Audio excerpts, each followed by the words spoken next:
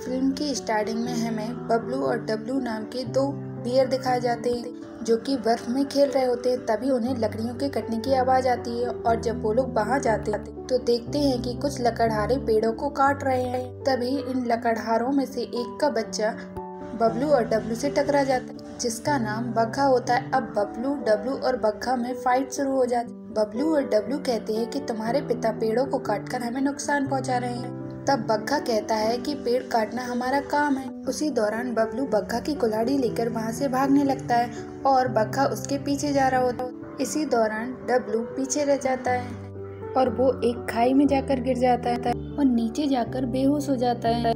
जब उसे होश आता है तो वो एक अलग ही प्रकार की दुनिया में होता है और वो एक झील पर खड़ा होता है। उसके चारों तरफ रंग बिरंगे पौधे और घास होती है। यह देखकर डब्लू बहुत खुश हो रहा होता है। तभी उसकी नज़र एक चमकदार क्रिस्टल पर पड़ती है और वो जैसे ही उसको छूता है तो उसके चारों तरफ एक तेज रोशनी फैल जाती है और अब उसके चारों तरफ रंग बिरंगी मछलियाँ उड़ने लगती हैं। यह देख के डब्लू बहुत हैरान होता है। तभी वो देखता है कि वो लावे पर खड़ा हुआ है और वो वहीं रोने लगता है जिससे सभी चीज नॉर्मल हो जाती है।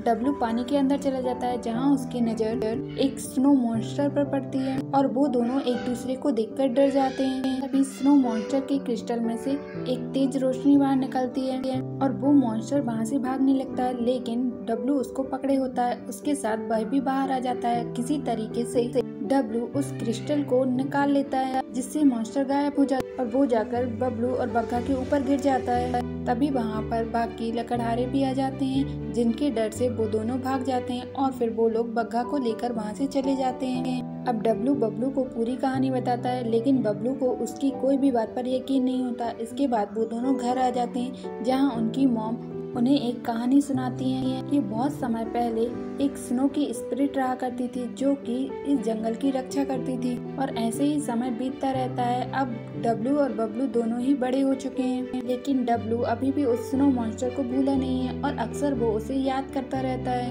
और अक्सर उसी के ख्यालों में खोया रहता है। एक दिन डब्लू अपने सभी साथियों के साथ सर्दियों के लिए फल इकट्ठा कर रहा होता है।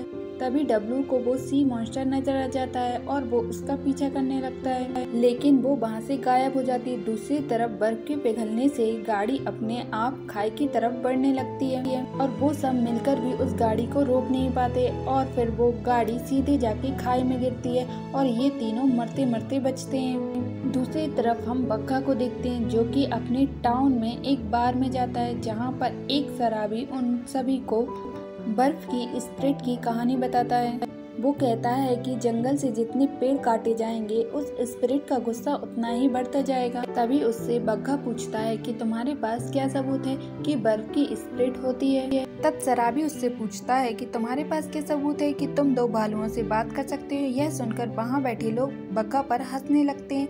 तभी बग्घा के पास उसके बॉस का कॉल आ जाता है और वो वहाँ से चला जाता है और फिर एक आदमी उस शराबी से बर्फ की स्पिरिट की ड्राइंग लेकर वहाँ से चला जाता है। दरअसल ये बर्फ की स्पिरिट को पकड़ने आया होता है।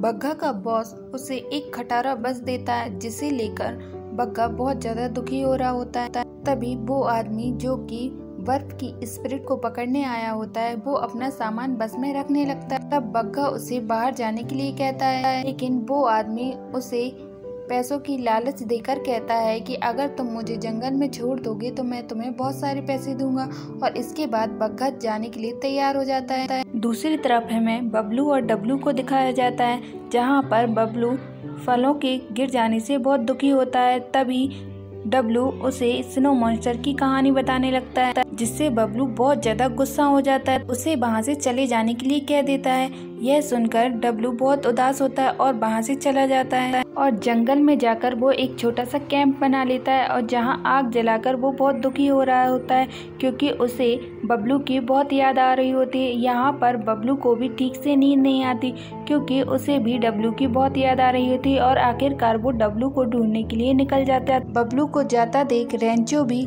अपने छोटे दोस्त के साथ डब्लू को ढूंढने के लिए निकल जाता है। दूसरी तरफ डब्लू जब जंगल में होता है तो उसे कुछ लोगों की आवाज सुनाई देती है और जब वो वहाँ देखता है तो उसे वही 3 लोग नजर आते हैं जो कि बग्गा के साथ आए हुए हैं और वो सी मॉन्स्टर को पकड़ना चाहते हैं। अपनी मशीन की वजह से उन्हें पता चल जाता है कि आसपास एक भालू है और वो उसे पकड़ने के लिए निकल जाते हैं। इसलिए डब्लू उनसे बचने के लिए बर्फ की एक चट्टान में जाकर छिप जाता है, लेकिन वो लोग उसका वहाँ भी पीछा नहीं छोड़ते और वो भी उस चट्टान पर चढ़ने लगते हैं। तभी उन्हें पता चल जाता है कि वो जिसे चट्टान समझ रहे थे वो और कोई नहीं बल्कि सी मॉन्स्टर भी होता है, जिसे देखकर वो लोग डर जाते हैं और उसके ऊपर चढ़ने की वजह से उसकी नींद खुल जाती है और वो उन्हें गुस्से से देखती है। इसके बाद वो उन पर हमला कर देती है। इस दौरान डब्लू भी उसके ऊपर ही होता है, लेकिन वो उसे कोई नुकसान नहीं पहुँचाती और डर के मारे वो सभी लोग वहाँ से भागने लग जाते हैं। लेकिन आखिर में डब्लू भी उसके ऊपर से नीचे गिर जाता है, लेकिन डब्लू हार नहीं मानता और वो उसका पीछा करता है। उसका पीछा करते हुए डब्लू एक झील के पास पहुँच जाता है, लेकिन वो मॉन्स्टर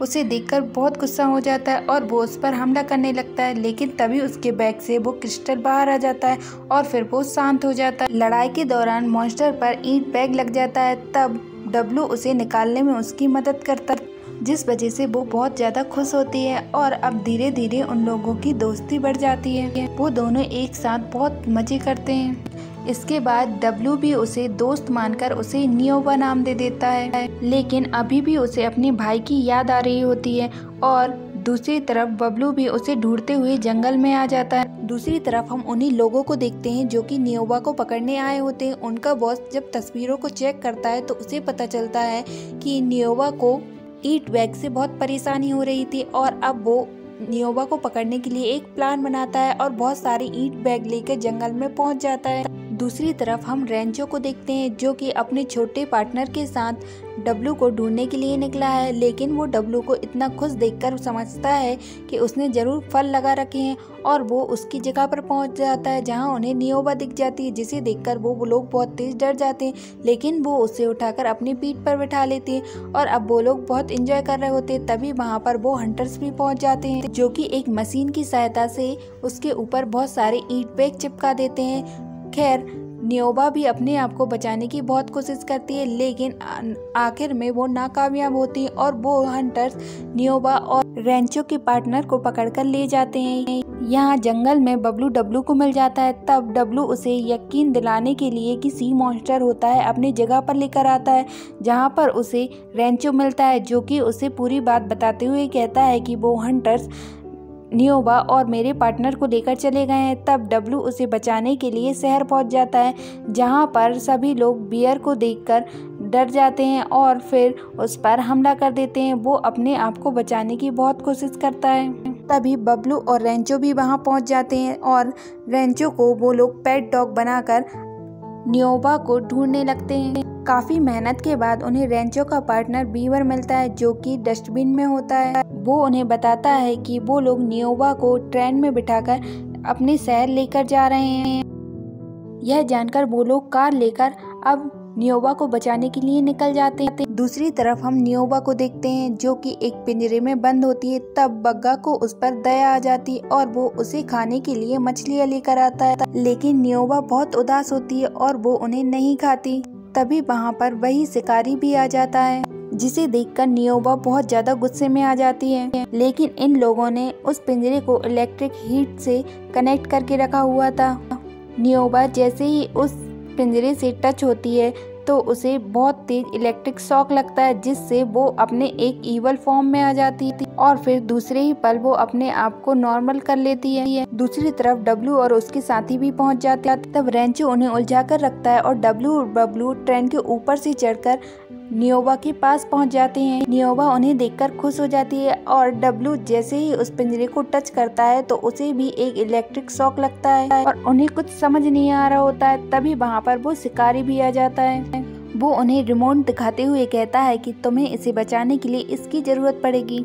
दूसरी तरफ रेंचो ने पायलट को बेहोश कर ट्रेन पर कब्जा कर लिया और वो एकदम से ब्रेक लगा देता है, जिससे रिमोट उस आदमी के हाथ से गिर जाता है और अब सभी लोग उस रिमोट को पकड़ने की कोशिश करने लगे। लेकिन काफी देर की मेहनत के बाद डब्लू को आखिर वो रिमोट मिल जाता है और वो नियोबा को कैद से आजाद करा देता है। दूसरी तरफ हम देखते हैं कि रेंचो गलती से उस ट्रेन को शहर की तरफ मोड़ देता है और अब ट्रेन शहर की गलियों में घूम रही होती है, लेकिन वो किसी को नुकसान पहुंचाती उसके पहले ही नियोबा अपनी पावर का यूज करके एक पुल बना देती है, जिससे ट्रेन हवा में उड़ने लगती है और बादलों के बीच में चलने लगती है, जिसे देखकर डब्लू और बबलू बहुत खुश होते हैं। दूसरी तरफ हम शिकारियों को देखते हैं जो कि ट्रेन के हवा में उड़ने के कारण लकड़ियों के सहित नीचे जमीन पर गिर जाते हैं। यह सब देखकर शहर के लोग डर रहे होते हैं। तभी उन लोगों का बॉस अपने आप को मसीहा मानकर सभी को कहता है कि मैं तुम लोगों के लिए उस स्नो मॉन्स्टर को लेकर आऊंगा। दूसरी तरफ नियोबा की पावर धीरे धीरे कम हो रही होती है और ट्रेन अपने आपे को खोकर नीचे वापस जमीन पर आकर गिरती है और उसके साथ वो लोग भी नीचे गिर जाते हैं। उन लोगों को समझ नहीं आ रहा होता है कि उसे क्या हो रहा है। तभी बग्गा उन्हें ईवल रूप की वीडियो दिखाते हुए कहता है कि वो अपने आप को शांत करने की कोशिश कर रहे हैं, क्योंकि अगर वह अपने ईवल फॉर्म में आ गई तो चारों तरफ तबाही होगी और कोई भी उससे बच नहीं पाएगा। यह सुनकर उन लोगों को समझ नहीं आता कि अब वो लोग क्या करें। तभी उन्हें पता चलता है कि अगर उन्हें नियोबा को बचाना है तो उन्हें उसके होम टाउन लेकर जाना होगा, जो कि ऊंची पहाड़ी पर होता है। अब वो लोग नियोबा को लेकर वहां पर जाने लगते हैं। दूसरी तरफ हम उन शिकारियों को देखते हैं जो कि नियोबा को पकड़ने के लिए अपने हथियारों के साथ जंगल में आ गए हैं। मौसम खराब होने के बावजूद भी डब्लू नियोबा को लेकर पहाड़ी पर चढ़ने की कोशिश कर रहा होता है, लेकिन नियोबा की शक्तियां कमजोर हो जाने के कारण वो वहीं बेहोश होकर गिर जाती है। तब डब्लू उसे उठाने की बहुत कोशिश करता है, लेकिन इसका कोई फायदा नहीं होता। तभी वहां पर बबलू और रेंचो भी आ जाते हैं, जिनकी मदद से वो नियोबा को खींचते हुए उस पहाड़ी पर ले जाते हैं, जिसे देखकर वो लोग बहुत हैरान होते हैं, क्योंकि ये वही जगह होती है जिसकी कहानी उनकी माँ बचपन में सुनाया करती थी। तभी डब्लू के पास वाला क्रिस्टल चमकने लगता है और देखते ही देखते वहां पर रंग बिरंगी मछलियां हवा में उड़ने लगती हैं। यह नज़ारा देखने में बहुत ही ज्यादा सुंदर लग रहा होता है। वो मछलियां धीरे धीरे नियोबा के शरीर में समाने लगती हैं, से वो ठीक होने लगती है। तभी वहाँ पर शिकारी आ जाते हैं। इसके बाद वो रस्सियों की सहायता से नियोबा को पकड़ने की कोशिश करते हैं और उसे इलेक्ट्रिक शॉक देने लगते हैं, लेकिन वो ऐसा कर पाते उसके पहले ही डब्लू उसके सामने आ जाता है और वहीं बेहोश होकर गिर जाता है, जिससे नियोबा को अपने और डब्लू के साथ बिताए गए सारे पल याद आने लगते हैं और वो अपने ईवल फॉर्म में आने लगती है, जिससे वहां पर वोल्केनो एक्टिवेट होने लगता है और सभी लोग अपनी जान बचाकर वहां से भागने लगते हैं। तभी वहां पर बग्गा भी अपनी फ्लाइंग कार के साथ वहां आ जाता है और वो उन लोगों को बचाकर वहां से निकाल लेता है। तभी डब्लू को अपनी माँ की बात याद आती है कि बर्फ की स्प्रिट के सर पर एक क्रिस्टल रखा होता है, जिससे वो शांत रहती है और उसे ये समझ आ जाता है कि उसे उस क्रिस्टल को नियोबा के सर पर रखना होगा। इसके बाद बड़ी मेहनत के बाद वो उस क्रिस्टल को नियोबा के सर के बीच रख देता है, जिससे वहाँ पर एक तेज रोशनी निकलती है और जब डब्लू की आँख खुलती है तो वो अपने आप को बचपन में पाता, जहाँ उसे अपने बग्गा और बबलू के बचपन की यादें दिखाई देती हैं और उसी के बीच उसे नियोबा भी दिख जाती है, जिसे देखकर वो बहुत ज्यादा इमोशनल हो जाता है। फिर नियोबा अपना क्रिस्टल डब्लू को दे देती है और फिर वहाँ से विदा लेकर चली जाती है। जब डब्लू को होश आता है तो सब कुछ अब नॉर्मल हो चुका है और वो लोग फल इकट्ठा कर रहे होते हैं। ऐसा लगता है जैसे कि कुछ हुआ ही ना हो। यह देखकर डब्लू बहुत खुश होता है, लेकिन वो क्रिस्टल अभी भी डब्लू के पास होता है और मूवी यहीं खत्म हो जाती है। अगर वीडियो पसंद आई हो तो प्लीज वीडियो को लाइक और चैनल को सब्सक्राइब करना मत भूलिएगा।